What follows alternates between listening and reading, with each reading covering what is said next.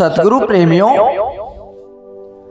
संत कहते हैं कि शरीर में गुरु बुद्धि और गुरु में शरीर बुद्धि करना महान भूल है।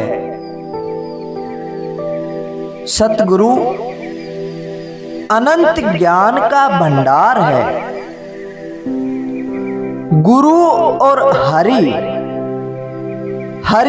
और सत्य में कोई भेद नहीं है। जो गुरु को प्राप्त कर लेता है वह सब कुछ प्राप्त कर लेता है। ज्ञान का जिज्ञासु शिष्य गुरु होने के लिए ही गुरु की शरण में जाता है, और गुरु वही है जो शिष्य को गुरु बना सके। गुरु को प्राप्त करते ही शिष्य गुरु हो जाता है। गुरु की आवश्यकता गुरु बनने के लिए होती है, शिष्य बनने के लिए नहीं होती। सतगुरु प्रेमियों, शिष्य तो तभी तक शिष्य है जब तक गुरु नहीं मिलता। ज्ञान की जिज्ञासा कर्म अनुसार अपने आप उत्पन्न होती है। इस कारण शिष्य तो स्वयं ही गुरु बन जाता है। सत्य अनंत प्रकार के स्वभाव की पूर्ति करते हुए भी स्वभाव से अतीत है।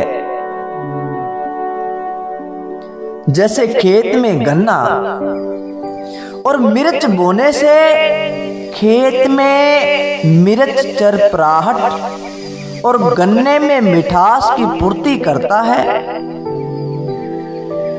हालांकि खेत में न तो चरपराहट है और न मिठास है।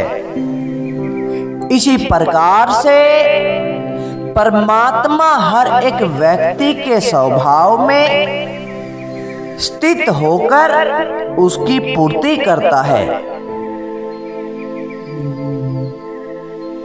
सतगुरु प्रेमियों, हम दुनिया के जीव मृत्यु से बहुत डरते हैं।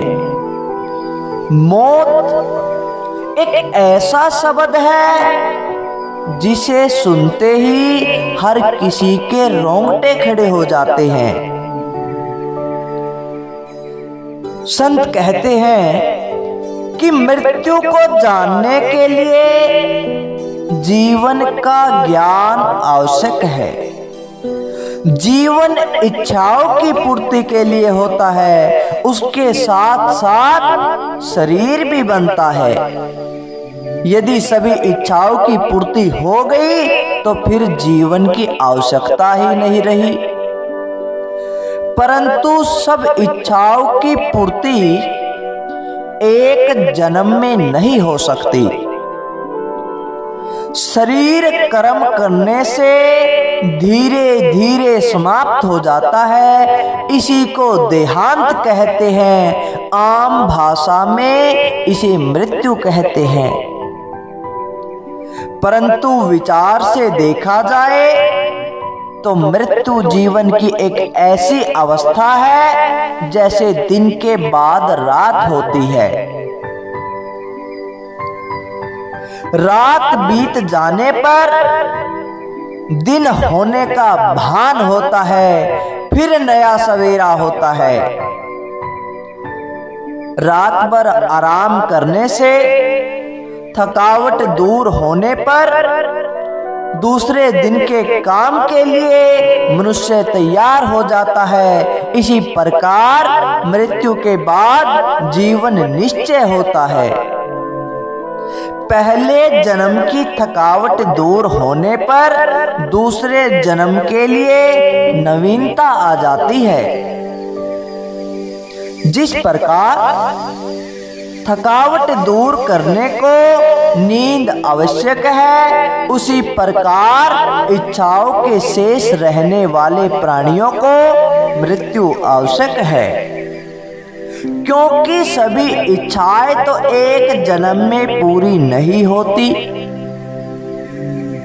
हम मालिक से कहते हैं कि हमारी यह मनोकामना पूर्ण कर दे।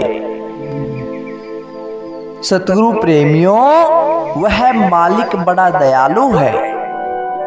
वह हमारी हर इच्छा को पूर्ण करता है। जो इच्छा हमारी इस जन्म में रह जाती है, वह हमें अगला जन्म देता है, फिर उस इच्छा को पूर्ण करता है। अब ध्यान से सोचा जाए तो हमारी इच्छा ही हमारे अगले जन्म का कारण बन जाती है। सतगुरु प्रेमियों, हमारे इस जन्म मरण के चक्कर से छुटकारा तभी हो सकता है जब हमारी सारी इच्छाएं खत्म हो जाए, जब हमारा ध्यान उस मालिक के चरणों में लग जाए, केवल उसे प्राप्त करने की ही इच्छा रहे और कोई इच्छा न रहे, तब जाकर हम इस 84 के बंधन से छुटकारा पा सकते हैं, तब जाकर हमें मुक्ति हो सकती है।